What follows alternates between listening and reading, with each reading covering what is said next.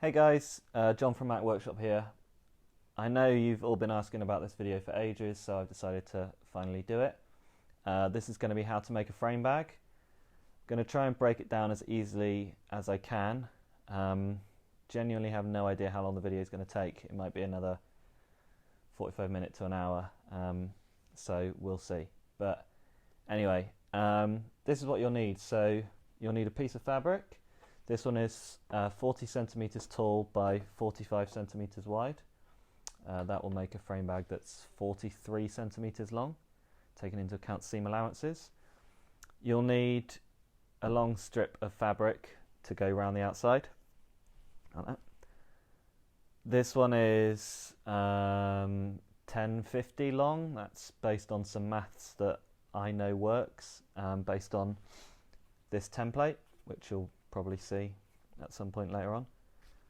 But yours is going to be completely different. I know I've got some standard sizes based on that template, and I can add and subtract from there. But if you're making something completely custom, then yeah, you're going to have to measure it. A traditional tailor's measure is good for that, or you can just cut a nice long strip like this and wing it, and then when you get near the end, just leave enough so you can. What I always do is I always use a bit of Velcro either end, and that'll mean that you've got like a pass-through area for USB cable or whatever you might want to.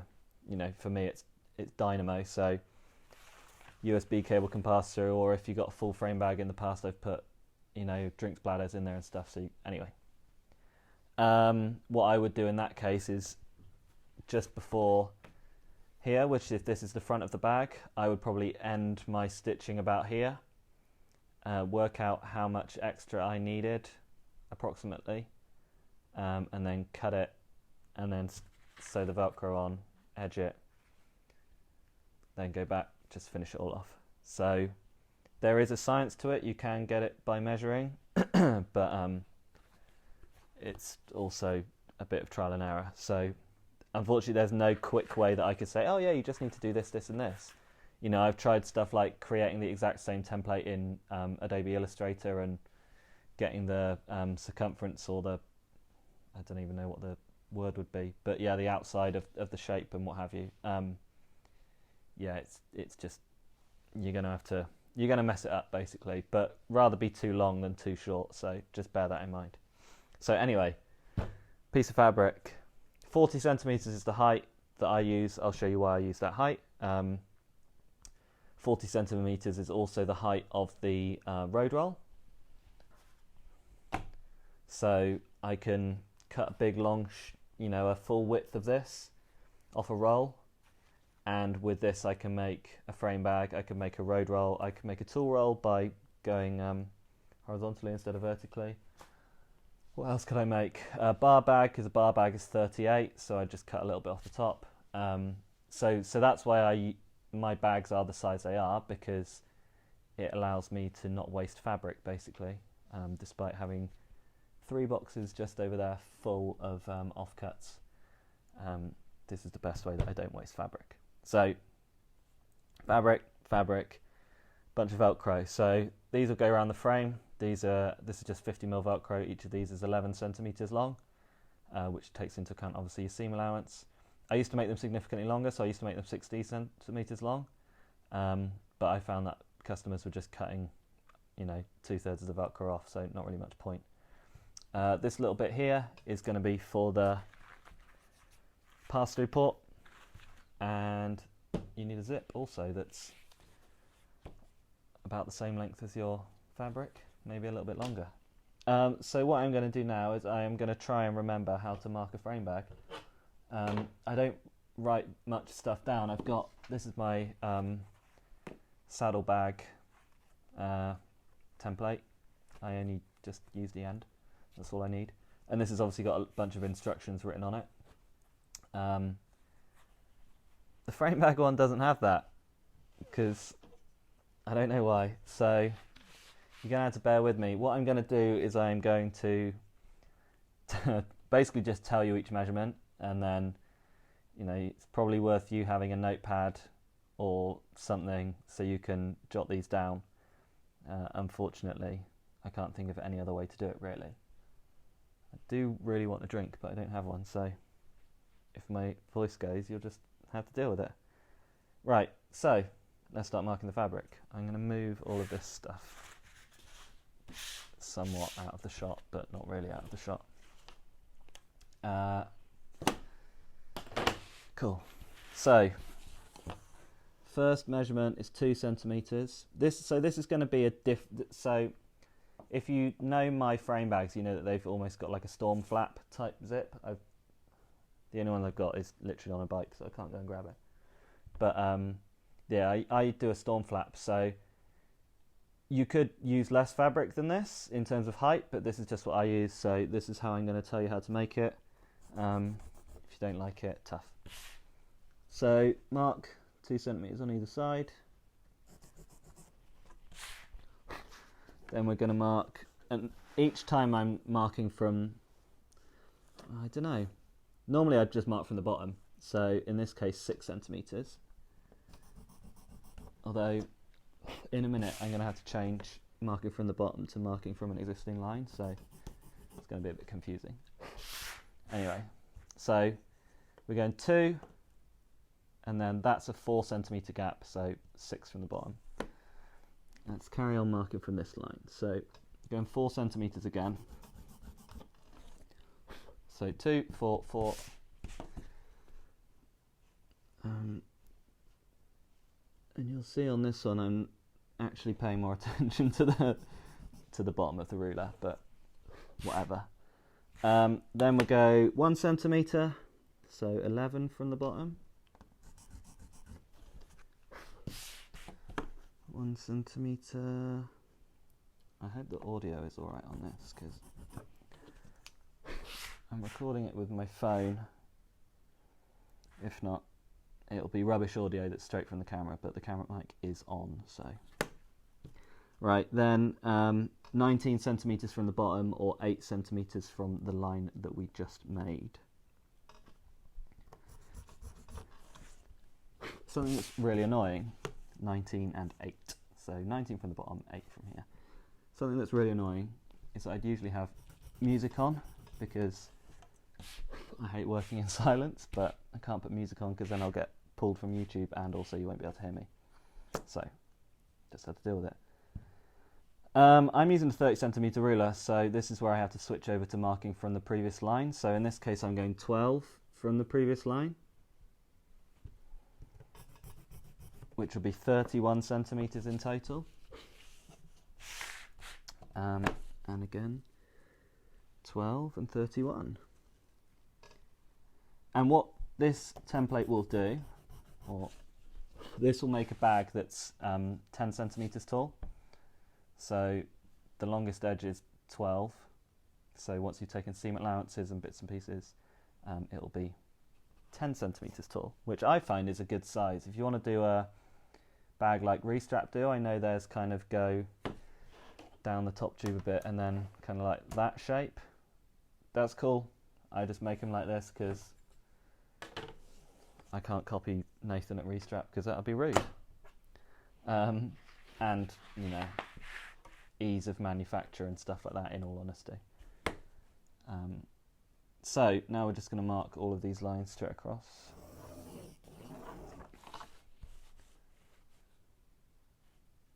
There's not actually that much marking of fabric on these. You do actually get to jump onto the sewing machine quite quickly.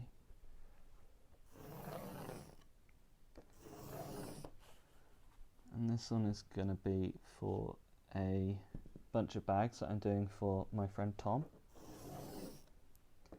So Tom, if you watch this before you get your bags, I'm sorry. I'll probably put it up later today. It is Saturday the 13th today of June. Hopefully it'll be up later. I've just changed internet providers and my new internet is very slow, so it may well not be until Sunday that it goes up. because I might just leave it going overnight. Right, so those are the pieces that we need. Now I need to make sure that I cut them in the right place, because otherwise you're going to have to do it all over again. So what we've got here is actually we've got 3 pieces. So the first piece I will cut is the non-drive side. So this is going to be the non-drive side. So we're cutting at the 19 centimeter line. 19. So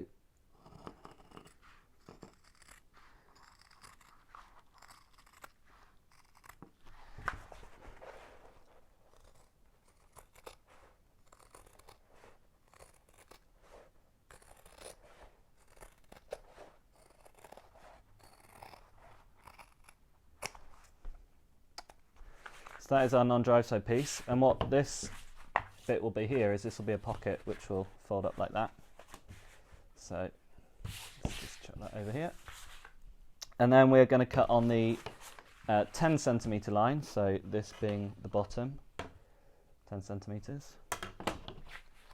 And if you've watched my previous videos, then you'll know, or you'll probably be able to guess, that the reason I've marked a 1 centimeter line is because that is going to be where the zip goes. And I always mark a 1 centimeter line because it makes for tidy zips.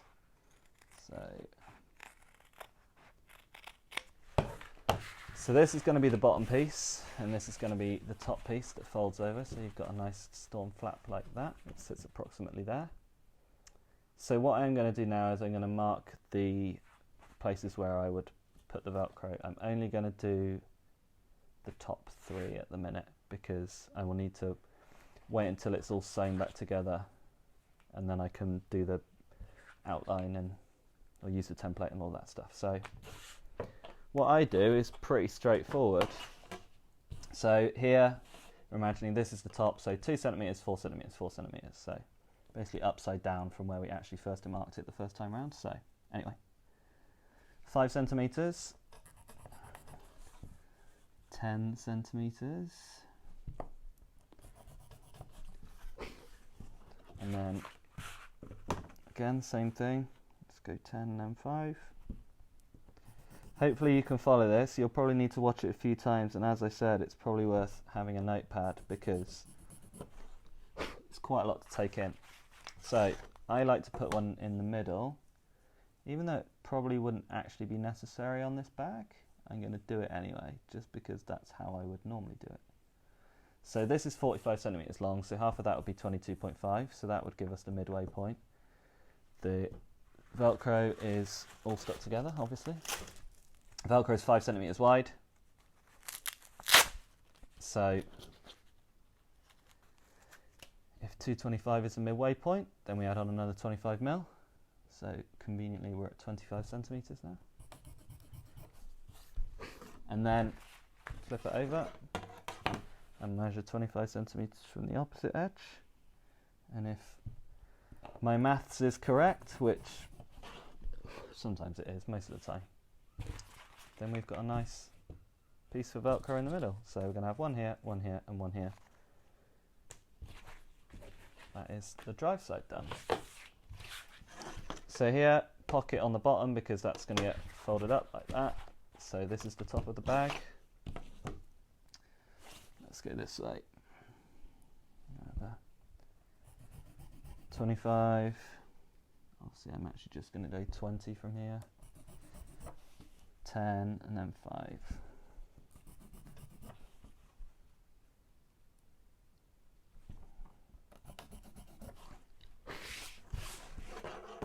Right, so just to double check, 25 is basically in the right place.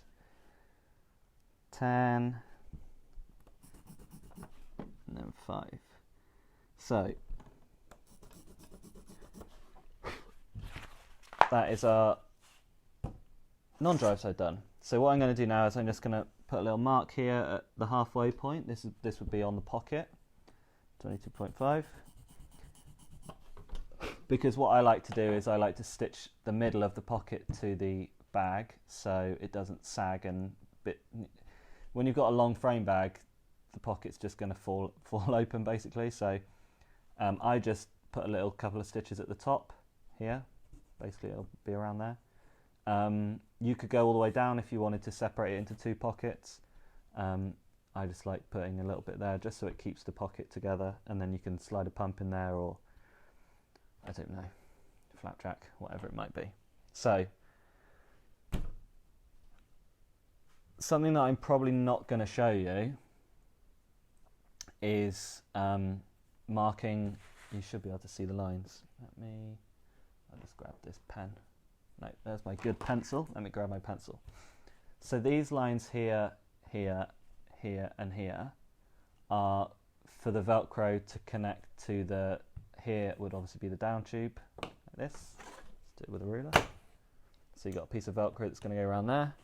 Then you've got the seat tube, nice high saddle, and that's going to go around there.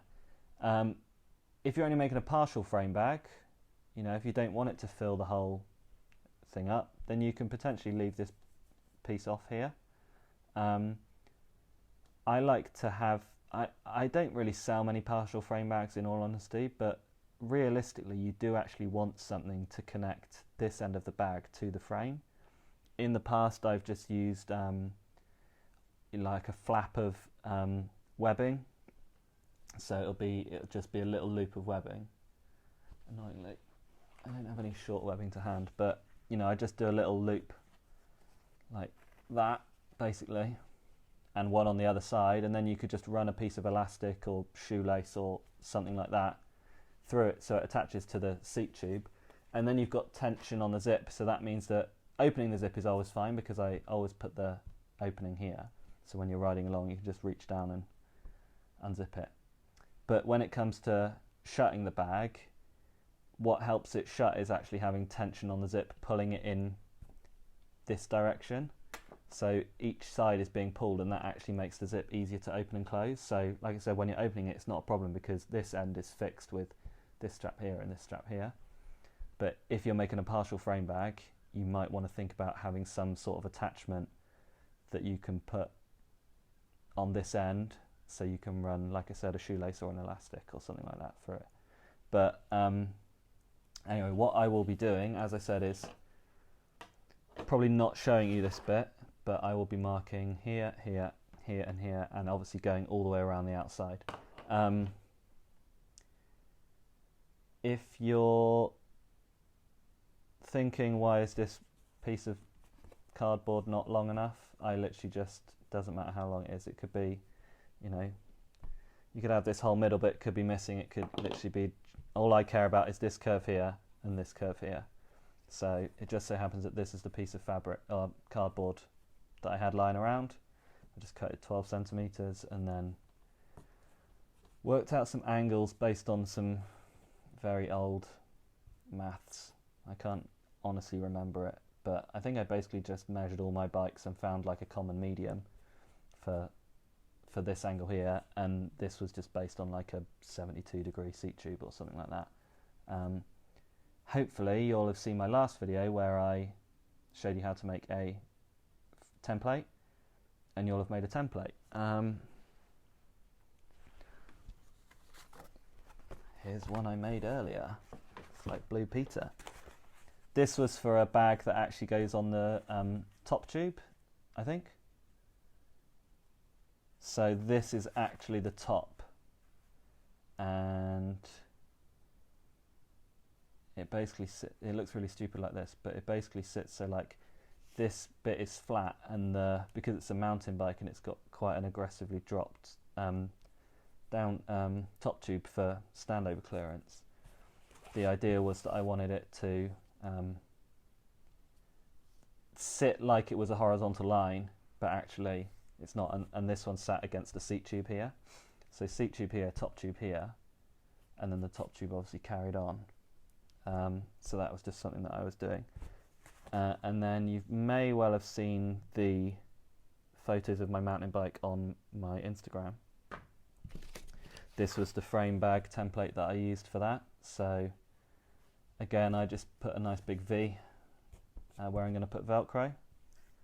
In this case, this was a partial frame bag, so I didn't actually put any Velcro on this side, and there's a little marking here for where a bottle cage boss was, and my frame bag is actually bolted to the frame, which is obviously something that you can do really easily if you've got a custom frame being built. You say put in loads of bosses along it so I can bolt the bag to it. It is a nightmare to do it, and I might go over how I've done that in another video, but yeah, that's a template that I made. I like to use, I've got one on the floor, that's where you keep all your best things on the floor and under your desk. This is just the inside of a sellotape reel. It's about 75mm, I think, 75-ish. I find that makes a nice curve, so I probably went over this in the video, but if you're thinking why doesn't he do straight corners, because I hate sewing them, and this just makes for a nice round transition, means it's quite easy to edge the bag. If you're gonna, you know, do some edging on the inside, you'll see a similar theme here, even though this was years and years and years ago. I just found something that worked and I stuck with it. It was probably happened to be next to my sewing machine and I thought, oh, that'll work. So yeah, I just used it inside of a sellotape reel. You can use a mug. In the past I used to use a like a biscuit cutter type thing, which is just over there. I'm not going to get it out because it's covered in rubbish. But yeah, that just makes for a really easy circle that you can just keep nearby. It's pretty stiff tube, so it's not going to deform or break. So that's something that I have found with a little sellotape. So obviously this is 50mm and this is what, like 12mm, something like that. Is that it'll flex. So then you end up with not circles. You end up with weird shapes. So just think about that. This, if you've got duct tape or whatever lying around, just grab it, draw it around it, done. So anyway, been rambling. Frame bag patterns, very useful. If you want to do one like this, which you can reuse over and over and over again, like a universal style, just go measure some bikes.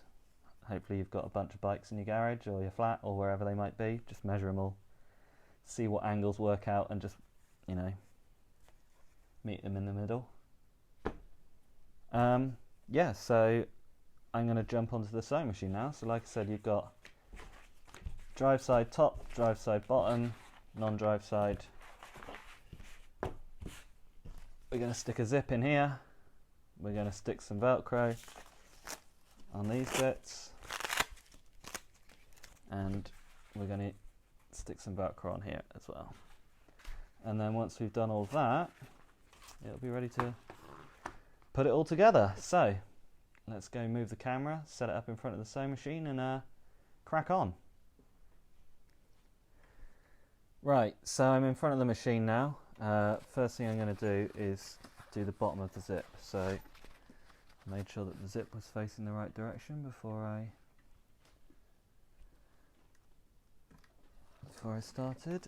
My camera battery seems to be running out even though it's on charge, so hopefully that won't be an issue. If it is, then well, who knows.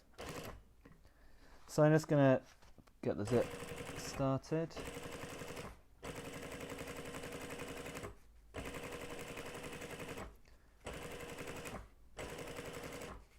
I can almost guarantee my bobbin will run out at some point, but I will save you the bother of watching me do that.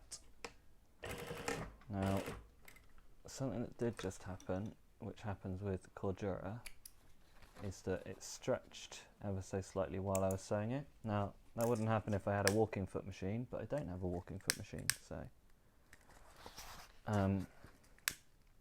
just have to deal with it. Is this right? Yeah, it's right. So my nice blue line which I made is already faded. I know you can't see what I'm doing. I'm just folding it over. Like I said, watch my oh, someone's emptying their recycling. Yeah, watch my other videos for how to install a zip, because that's basically what I'm doing here. And I've gone over it in the bar bag video, and there's a standalone video on it. So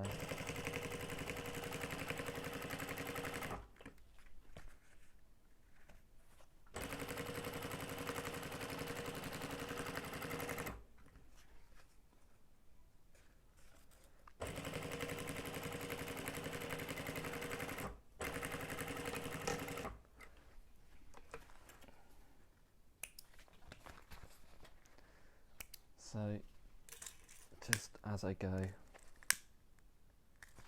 finishing off the ends. Now you don't actually need to worry about these too much, because most of this is going to get cut off, and that's why I'm not too bothered about the fact that you can see it here. Oh, that's really useful because I can see the screen of the camera. Yeah, that doesn't quite line up, but by the time you've cut the curve in and all of that stuff, it's not going to be too much of an issue. So don't worry if you make a mistake. Now this bit, the 2 centimetre gap is obviously the top. These are where your Velcro is going to go. Can you see? Velcro here, Velcro here, Velcro here. 4 centimetres, 4 centimetres. So just flip it upside down and then stick it on again. And as I said, this is so you can create a storm flap, but if you're not interested in doing a storm flap, then just do a normal zip. As I said in my other videos, you're going to have to work out some of the maths yourself, but I'm sure you're capable of doing that. You only actually need to add about, something like, add half a centimetre or a centimetre to the final height, and that'll work out by the time you've put your zip in and all of that stuff. But I can't remember off the top of my head how to work it out every single time, but I think it's half a centimetre. If I'm wrong, sorry.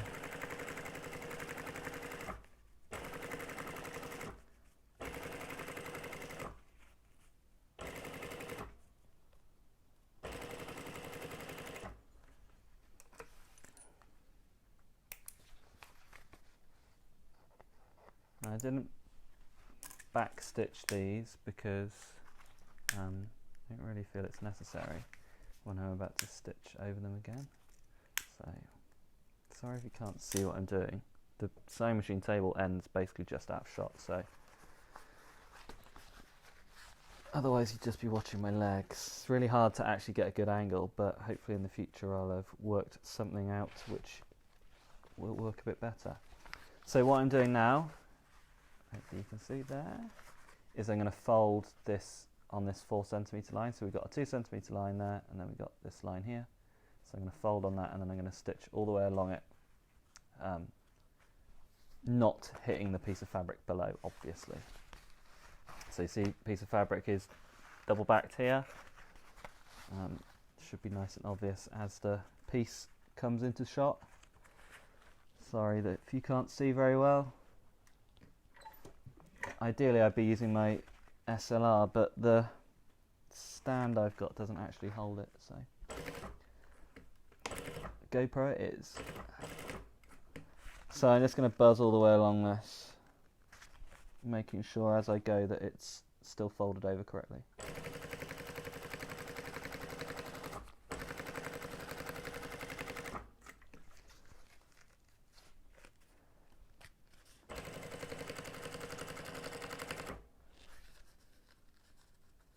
You see, I'm just making sure that that line is where I need it to be.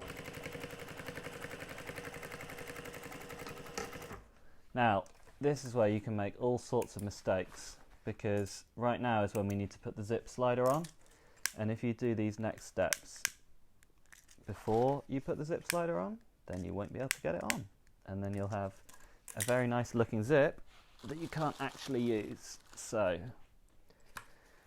wish me luck, because I hate doing this on camera. You kind of can't see me anyway, so that's good. There we go. Sometimes zips are great and sometimes they're a nightmare. What do you want to be today? Oh, there we go. So all I care about is this bit here, the storm flap, and the bit underneath lining up. So that's all I care about, is actually those lining up, which you'll see through happy accident I managed to get it to do first time. The zip itself isn't lined up. You'll see that there's a step there, but that's fine because we're going to cut some of this away, so don't worry about it too much. And the reason that we need the slider on is because we're now going to do this. So I'm just going to backstitch a little bit, and then we're going to go along to our line here, which was the 4 centimeter, or sorry, the 2 centimeter line. And what this is going to do is this is going to be in about the right position to match up with the zip below, although for some reason this one's feeling like it's not going to line up, but still. Let's keep our fingers crossed that I haven't messed everything up. So again, because my foot of my machine, that's about, this bit here is about 5mm. So I just keep the chalk mark here lined up with the edge of that foot.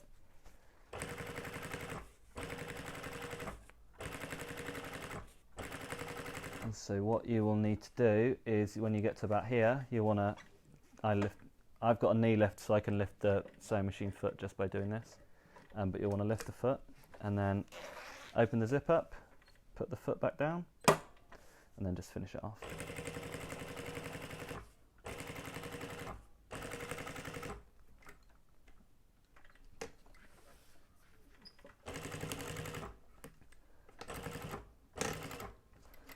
And what you've got there is a successful storm flap. So, tiny bit more work to do than a regular zip, but does give you a bit more protection. And I do this all over the place on my bags. It's not just on frame bags. I do it on all sorts of different bags. So, as I said, you've now got a working zip. I'm not going to stick the Velcro on yet. I'm going to do the non-drive side. So, definitely feel like the battery's going to run out. So if it does, and the battery does run out, I might pick this video up again this evening, as I kind of want to go for a walk, because it's 4 o'clock, something like that, and it's actually nice outside. What is the time? 3:25 on Saturday the 13th of June. It's June already. How bonkers is that? So I'm just going to edge the inside of the pocket here, which you don't have to do, but I like it to look tidy.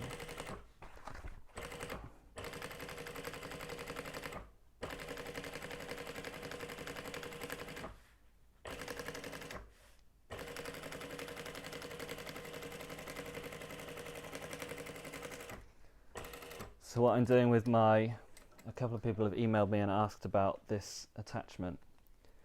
What I'm doing with my right hand is I'm just keeping a bit of tension. Some of the attachments that you can get have got like a built-in tensioner on them. I've probably got one over there, but I can't be bothered to go and find it. Which will keep tension of the edging. Mine obviously doesn't, so I just keep a bit of tension on that with my right hand, because otherwise you might find that one side doesn't fold over enough, which is usually the case anyway. If I show you this, don't know if you can see, but there's a couple of mil gap here, where in theory it should be folded over perfectly, but such is the nature of sewing, it doesn't quite work out that way. So I just keep a bit of tension on it with my hand, and then obviously this hand was just keeping the material flat. So what we're going to do now is there's a line here which we put in, and we're just going to follow that, fold this over, and stitch all the way across it, and then in theory we have made a pocket. You'll notice I'm not going all the way down and then across and then all the way back up again. If you can see, I'm not going down here and then all the way down. That is because we're going to cut a load of this away, so there's not really much point. Again, reason I didn't backstitch it, this is all going to get cut out, so it's not really any need.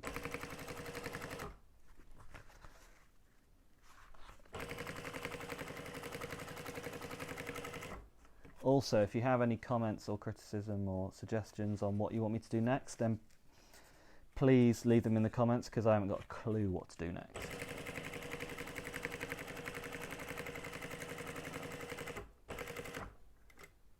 Might do like a roll top kind of primer, you know, like just a how I do a roll top. What I'm going to do here is I'm just going to stitch the pocket. I know I said that we're going to cut all this away anyway, but around there is basically around the point where the bag is its longest, so it makes sense to just stitch that pocket there and here, so either end.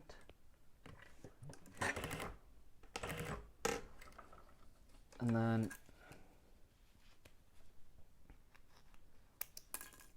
we will go to the middle.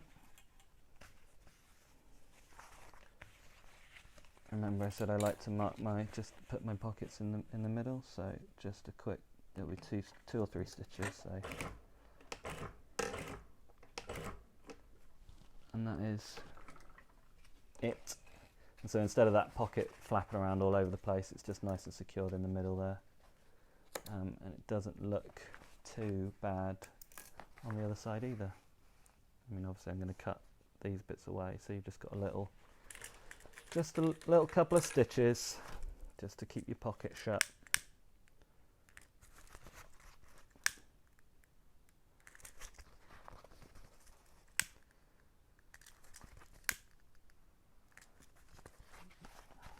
Right, so Velcro now. Now I've got a nice little system that I use. Sorry for the noise. So this is hook, this is the spiky one, and this is loop, this is the soft one. Technically Velcro is a brand name and hook and loop is the type of thing we are using, product. I always put the hook out on the drive side, so that means that when you fold it over, the spiky side, the hook side, is facing inwards. You don't have to do that, but that's how I do it. Again, well, something to bear in mind is that if I'm doing the hook out, then the loop needs to be facing in, because if you do both of them facing out, they won't be able to marry up. So I normally just go back and forth, and that's generally enough.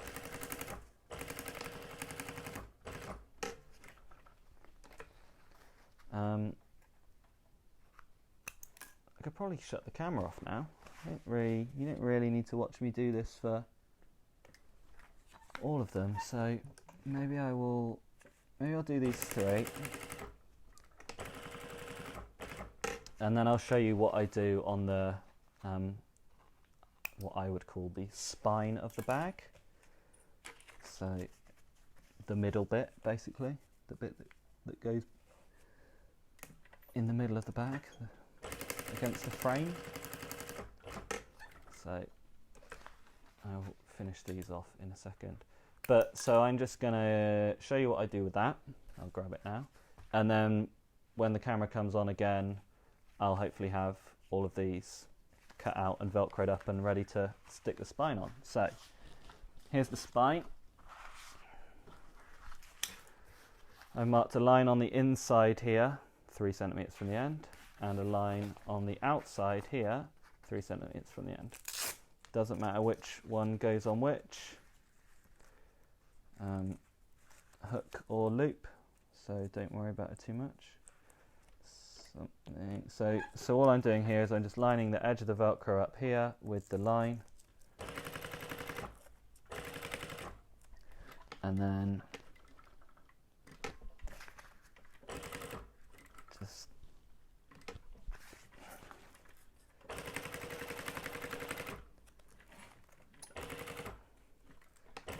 attach that side. Need to get some new thread. I've been using this stuff I used the same stuff for years and years and years and years, and then I ran out, and so I just used some other stuff that I had lying around. It's just not as nice to work with. It's still as strong, it's just not as nice to work with. So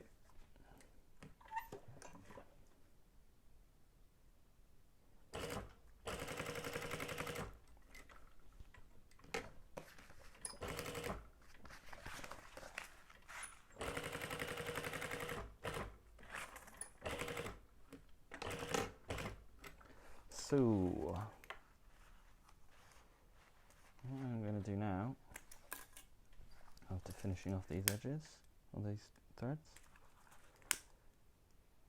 is I'm just going to trim this Velcro back because it's a bit long. I should have said, so this spine section I normally make it 8 centimeters wide, which will make for a 6 centimeter wide bag. I found that that's a good size. If you're worried about hitting your knees on a bag, it's worth noting that a regular bottle, that's 75 mil. So if you're not hitting your legs on a bottle, then you won't hit your legs on a frame bag, unless you put too much stuff in it. But that's a discussion for another day. So what I do here is I'm just gonna finish that end off like this, and finish this end off like this. Now I know that my foot, the thread will be about 8 mil from there, so that's why I do 30 centimeters, because this is 25, so that they're going to be in a pretty similar place, and it just gives a bit more security on the Velcro. So that's those two bits done. As I said, I'm going to stick the Velcro on every other piece, so by the time the camera comes back on, this piece, which is the drive side, will have the Velcro on. The non-drive side will have the Velcro on. I'll have cut it out so it's all in the right place, and then yeah, and then I'll finish it off and show you how you put the spine on. Also, I think this video now is about 40 minutes long, so it's probably going to be about an hour, maybe a little bit more. Although if you've got this far, congratulations. Catch you in a bit.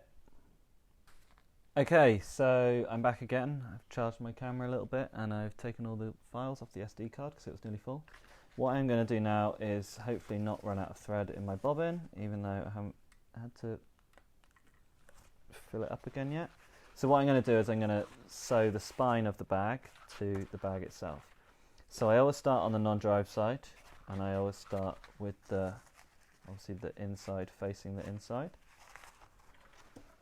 And then I just get started. So just going to work my way around and kind of just have to hope that actually the length of this piece of fabric is correct. This fabric does actually stretch quite a lot. You probably won't be able to see it too well, but that's literally how much it stretches. So fingers crossed. Let's go.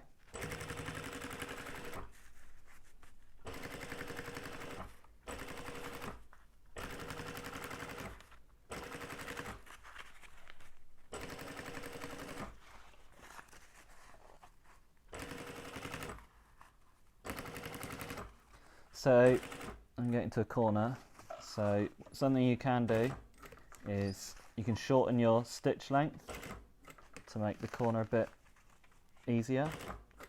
You can, if you've got a variable speed machine like I do, you can slow your machine down, or you can just crack on. I've done quite a few of these bags in the, I don't know, 6-ish, I think it's 6 years, might be 7 years now, 6 years, 7 years, since I've been making bags, so I'm pretty comfortable at doing them. But yeah, if you struggle with corners, turn your machine speed down, or learn, just try and get it as slow as possible and make your stitch length a bit shorter, and that'll help you ease it around. For what it's worth, I mentioned it before, my stitch length is usually on about 4.5 millimeters. So if you half that, put it at 2ish and get around the corner that way, then that's a good way of getting around them.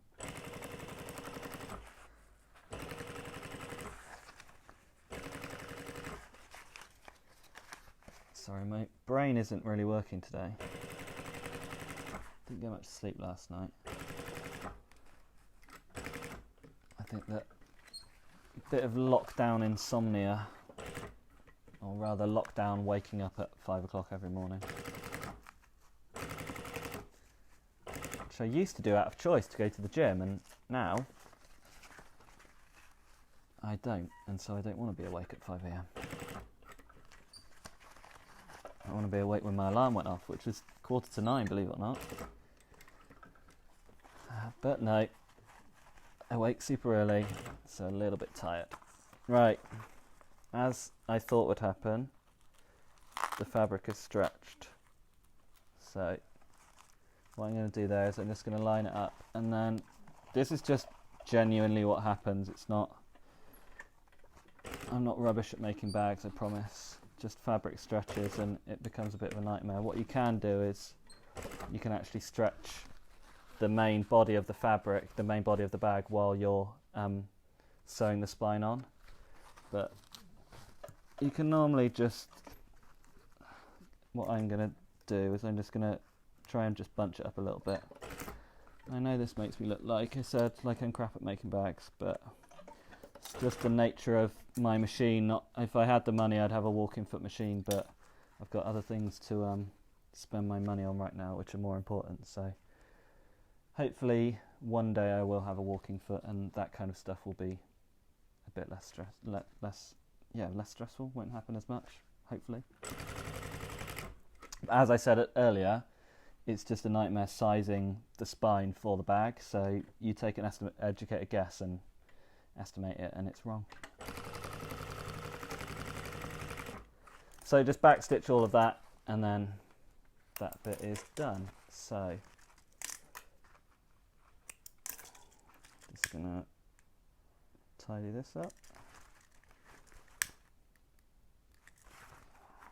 Right. Cut these ends off. I've got two choices here, and I think what I'm going to do is, yeah, why not? Nervous about this bobbin. If it runs out halfway through, then I'll just cut the camera and start again. So what I'm going to do now is I'm going to edge the bag itself, or the edge of this piece. I like to do it because it helps add a little water resistance, and it tidies it off nicely. It just looks nice. Well, and it's functional. But you know, if this is your bag, you could probably get away with leaving the seams like that if you wanted to. But because this is going out to a customer, I prefer to tidy it up. So my first mistake there was actually putting the thread through the edging. I didn't mean to do that. So just gonna cut the edging.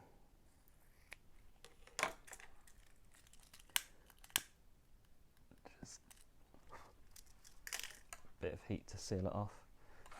Oh, apologies if the camera moved, by the way. As I said, I did actually have to take the camera off so I could get the SD card out and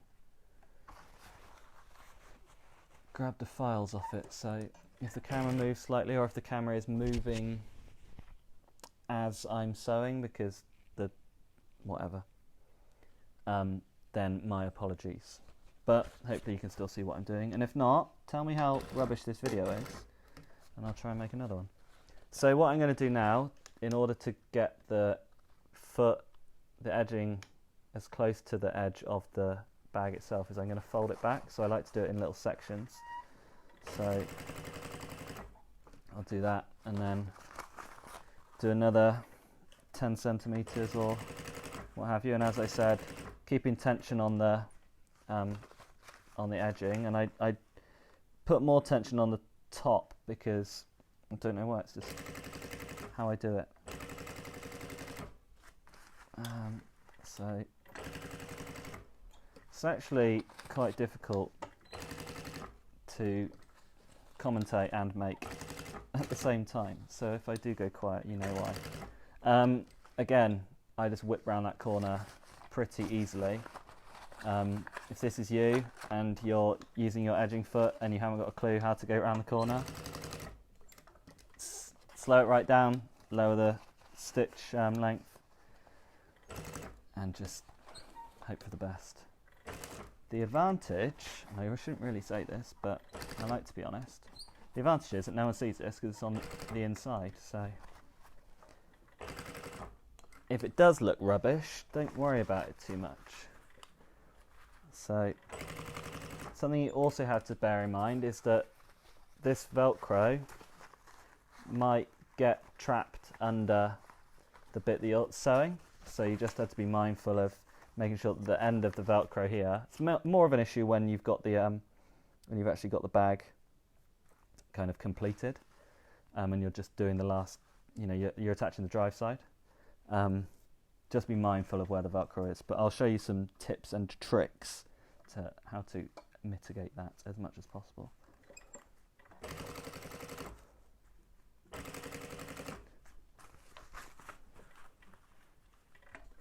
So something I didn't do there, the needle, I thought it was, but the needle wasn't all the way through the fabric. The reason I always put the needle through the fabric is because it lets me lift the foot up and I can move stuff around and the fabric's not going to go anywhere.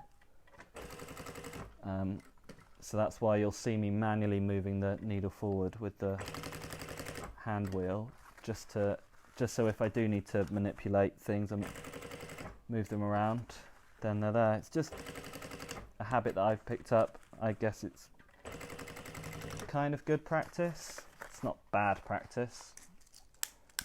I just find it helpful. So this is the annoying bit now, because this is the head tube end, so this is where I will struggle. So all I'm doing there is I'm just keeping a lot more tension on the edging, just to make sure that it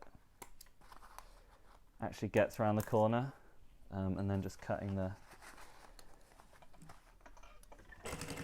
thread off from where I started, because we're about to finish the edging on this side. And then back to where we started, and then just a quick overlap it by a couple of centimetres, quick back stitch, cut it off, lost my lighter.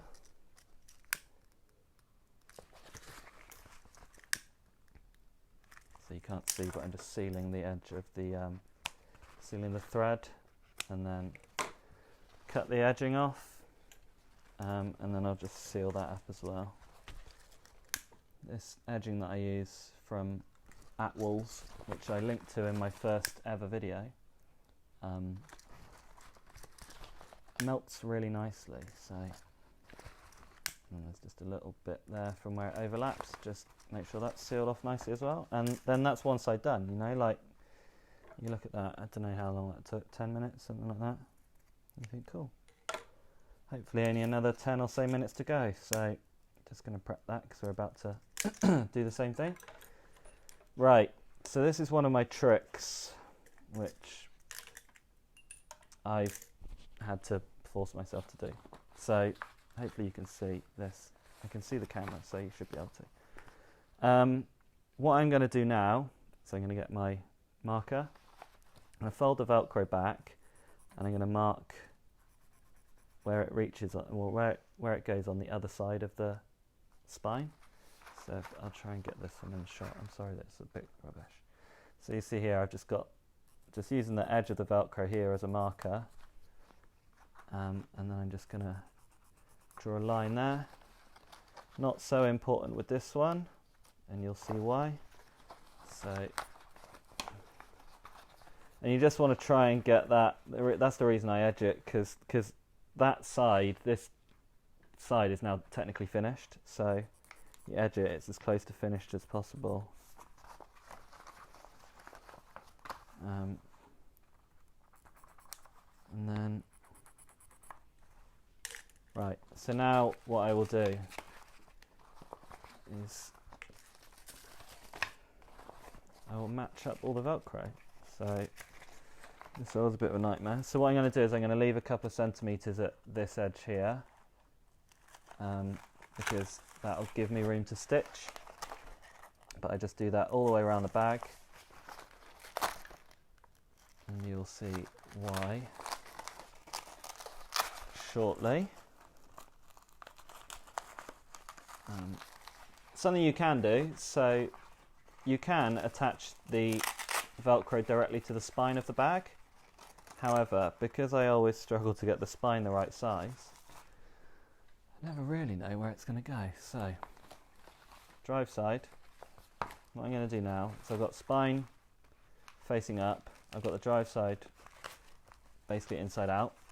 One thing I am going to do is I'm going to open the zip all the way, because you've got to remember now that as soon as you sew this bag shut, you're done. You can't get back in.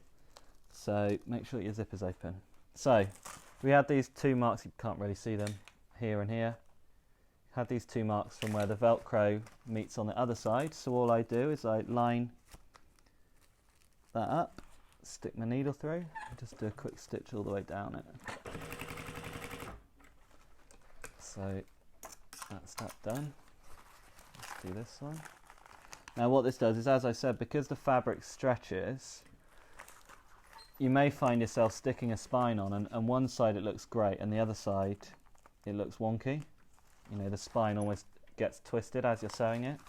So what this does is, it's not perfect by any means, but it helps, just helps kind of get the Velcro in the same place, both sides. Like I said, it's just a trick that I use, and yes, it's not the most easy thing to do, but making bags isn't the easiest thing to do. It's just fun. Oh, make sure you put the foot down. That's foolish. Told you I was sleepy. Messed that right up, didn't I? There we go.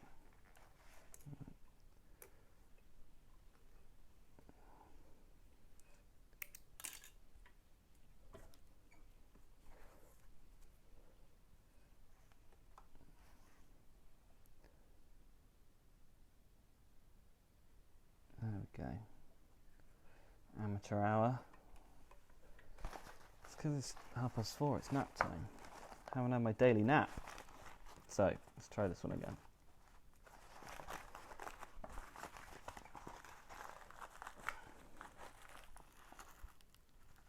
So again, all I'm doing is, it's not a perfect science by any means, but I'm just trying to get the Velcro in basically as close to where it would be on the other side.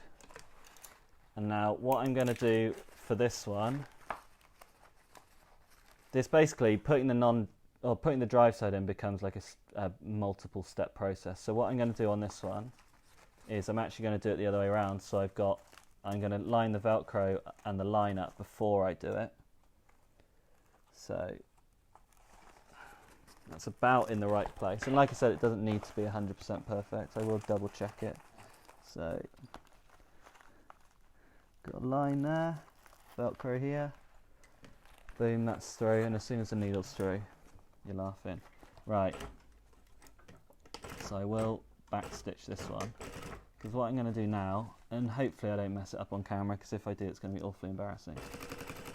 This lets you, so I'm just going to get around this corner, and what I should have done on the other side is carried on until I was at the corner, but I didn't.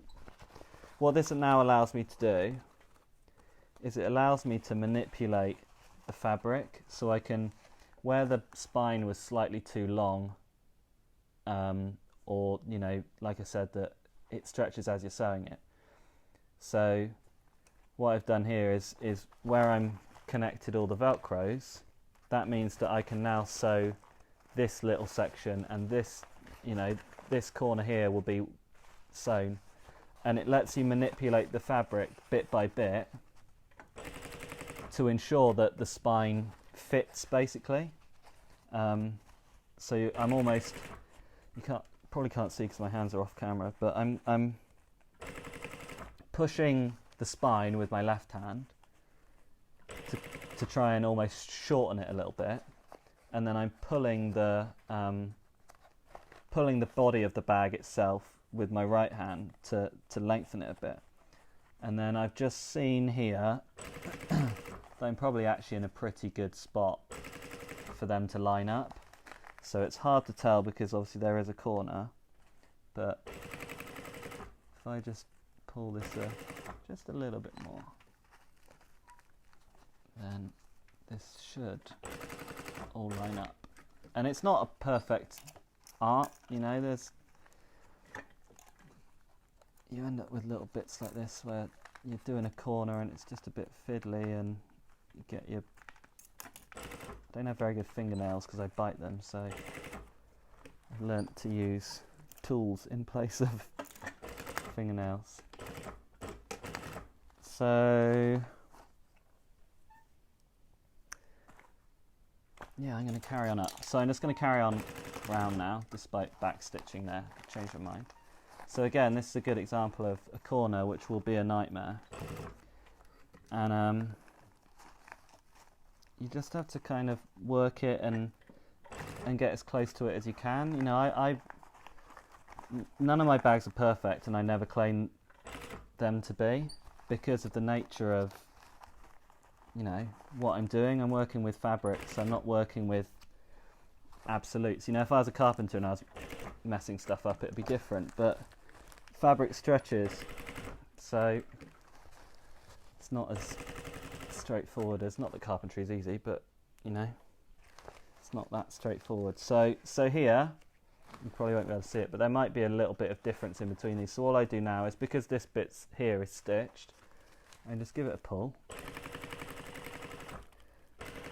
and that ensures that both of them are basically in the same place.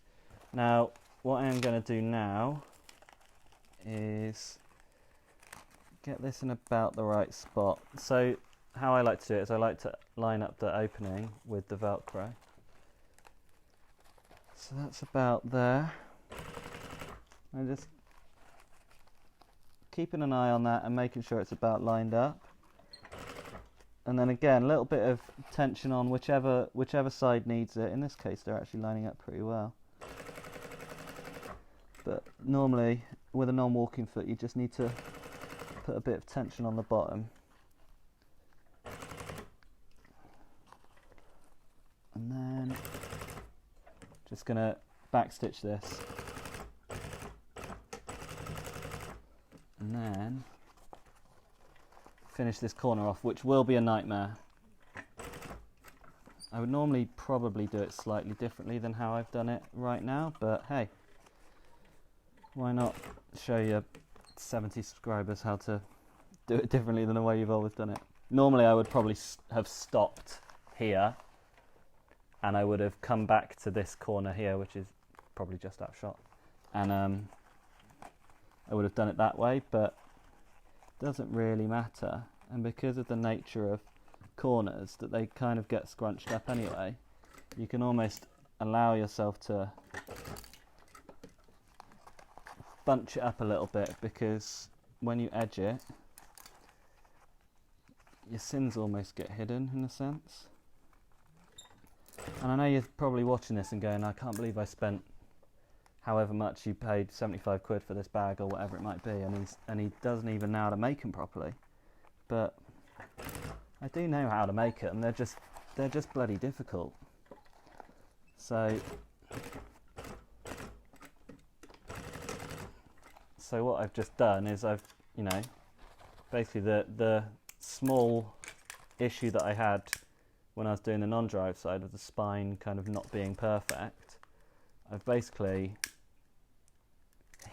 hidden that difference in length across the entire bag. I'm just, you probably can't see, but I'm just cutting off all the bits where I just did a single stitch on the Velcro to get them in the right spot. I'm just finishing all those threads off now. Yeah, you know, I've got the outside of this bag is over 1 meter long, so you know, you think, oh, okay, it's 1 centimetre too long, or maybe centimetre too short or whatever it might be. You think, well, yeah, but the fabric stretches, so I've probably got, you know, I've got a place where I can not hide it, but I guess hide it, you know. You can kind of tidy it up and make it so it's not such an issue. And this is just all stuff that I've, this is just all stuff that I've learned over the years of making bags. It's like, they're handmade, you know. There's going to be imperfections. It's very nice to see amazing quality stuff on Instagram and great photos and stuff like that, but you know, your photography will hide your sins as well. So I'm sure that while you look at whoever it might be, Andrew the Maker, or I don't know, anyone, Scott, what's it called,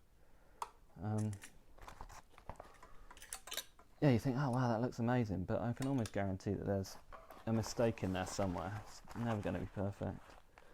So I've got a feeling this bobbin is going to run out. Notice how I always do my edging on the panel itself as opposed to on the spine.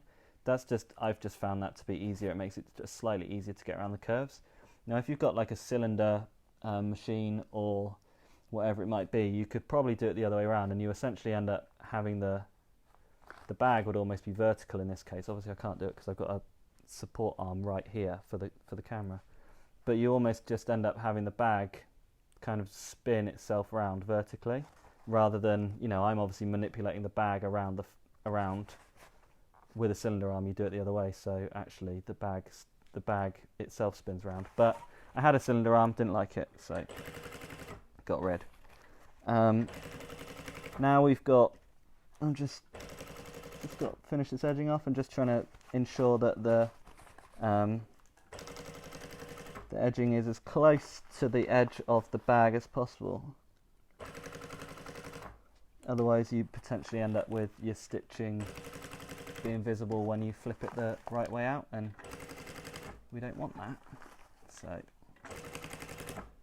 right, that's again where it gets tricky because we're working with the longest curve.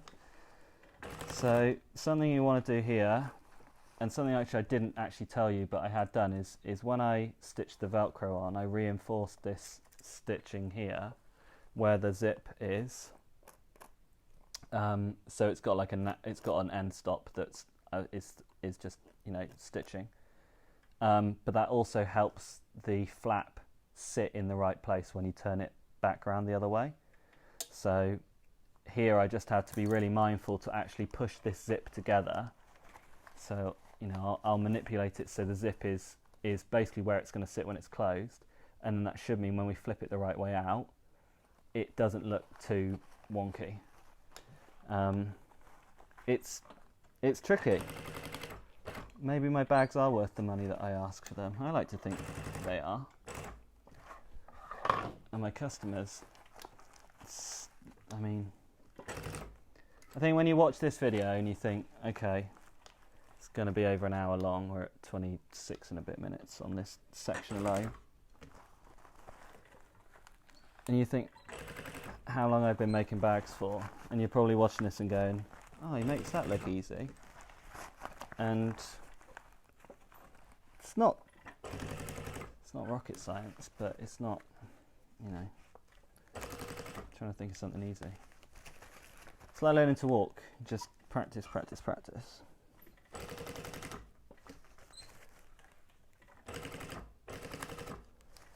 And sometimes you trip over a paving slab, even at nearly 33 years old, you know. You still trip and stumble and make a mistake, so to speak. And this is the same thing. Don't know how many hours I've spent on the sewing machine, but mistakes come almost every time I use it. That's just part of the fun, I guess. You know?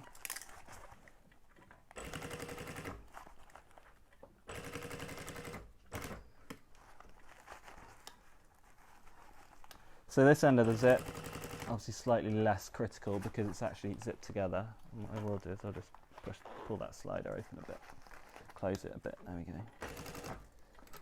Again, corner, nightmare, just manipulate the fabric, manipulate the edging, get it as best as you can. It's never going to be perfect. I'm sure that there are people who would give you amazing tips on how to edge corners, but that ain't me. I'll just show you how I've been fumbling my way through for the last few years and haven't had too many complaints, so it's all good. That's it. Believe it or not, we are done. Got to turn it the right way around, obviously. So just going to finish off this piece of edging. Haven't actually got a zip pull cut, pre-cut, ready to rock. So I'm not going to put a zip puller on it right now. But I will flip it inside out if you give me 30 seconds or so. So let's flip it inside out and just making sure that the zip is all the way open, which is easier to do off camera than it is on camera. And then just flipping it inside out, really. Oh. Outside, yeah, inside out, outside in. And it is outside out. In the corners and stuff, you just want to get your fingers right in there. Just open them up. Same at this end, you just, where the zip is, you just want to get your fingers right in there. Open the corners up nicely. And then, if you did want to take photos for Instagram, you know, shove a rolled up towel in there, or t-shirts, or bubble wrap, or a hoodie, or cycling kit, or whatever it might be, just to give it some shape. But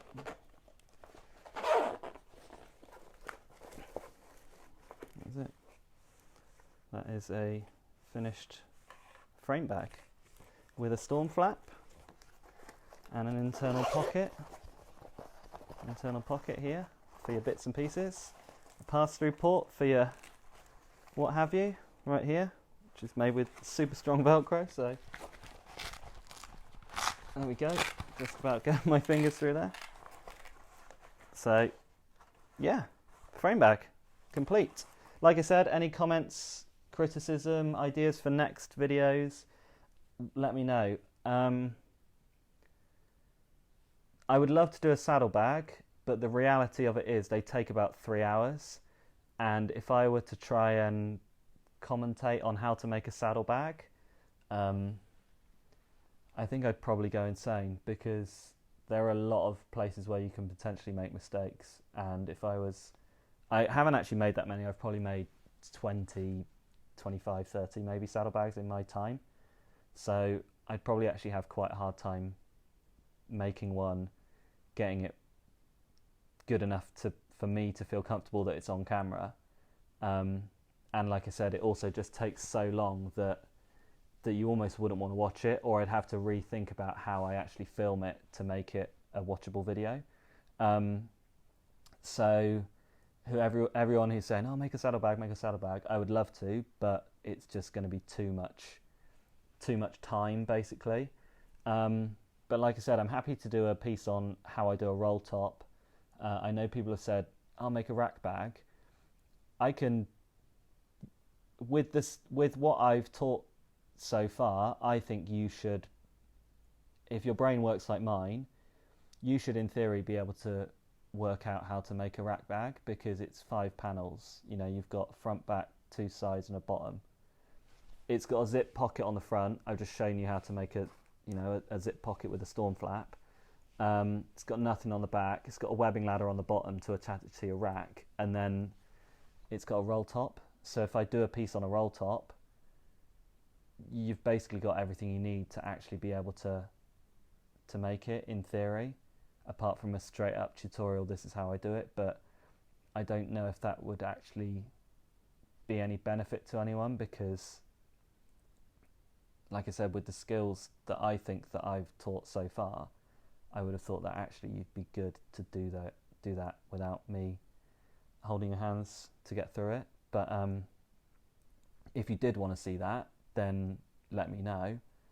anything else you want to see me make, let me know, because as it stands, I'm kind of out of products and ideas. So my idea to run a YouTube channel and put videos up every couple of weeks of me making cool stuff, unless you just want me to film myself making the same stuff over and over and over again, I'm almost done. So I will continue to film stuff and put stuff up, and I might do time lapses and bits and pieces like that. But in terms of like almost how to make stuff, I'll probably go through my list and, you know, maybe see if I can squeeze some more videos out, or like I said, you know, maybe when I'm making stuff I can do a time lapse, or you know, show you some ideas that I've had and how I kind of turn those ideas into an actual product. But yeah, I think for now, I know it's been a little while since my last video, and it'll probably be a little while until my next one, because I don't really know what to do. If you made it this far, thanks for watching. Leave a comment, tell your friends, subscribe, and all of that stuff.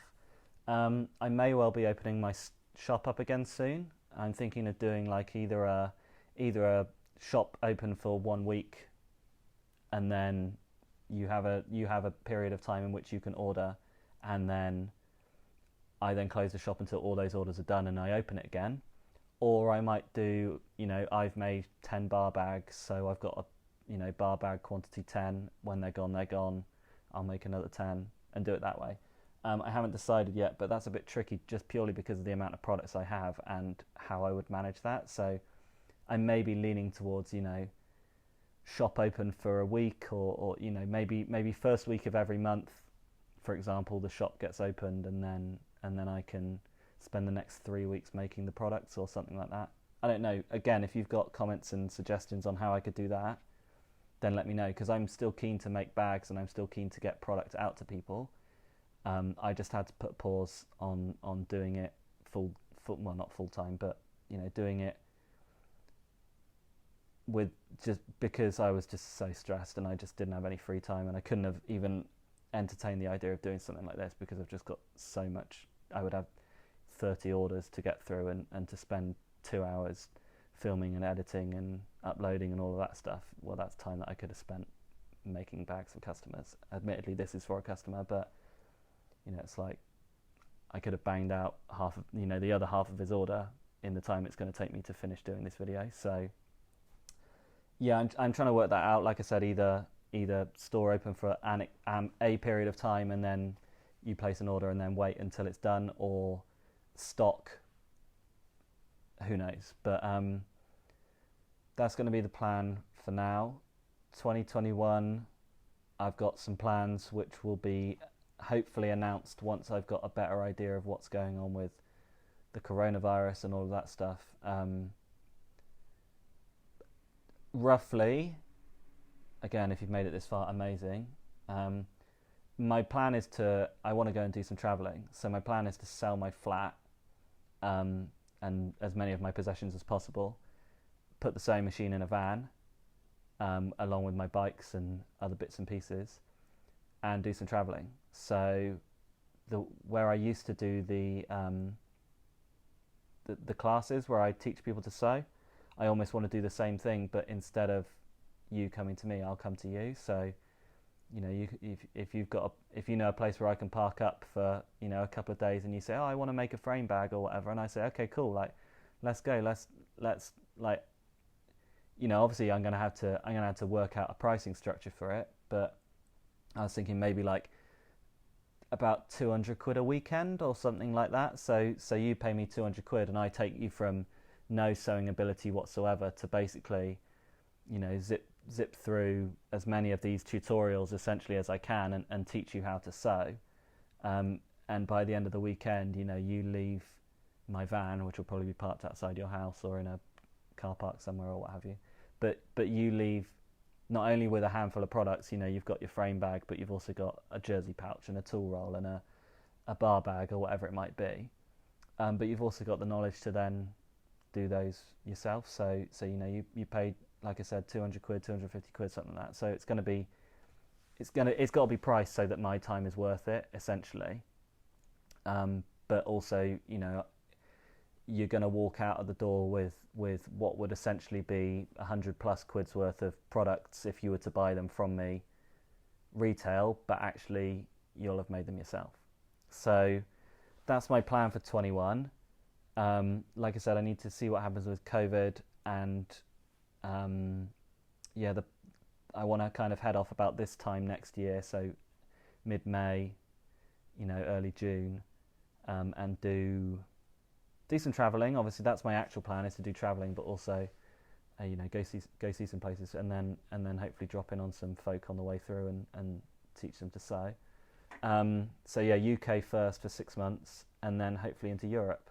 So again, see what happens with Brexit and all of that stuff, but could potentially, find myself coming to customers in France and Germany, Belgium, Italy, Spain, Portugal, wherever it might be. You say, oh, actually, I wish I could have got over to Bristol to do one of those courses, but I wasn't available, and I say, okay, well, how about we do it the other way around and I come to you?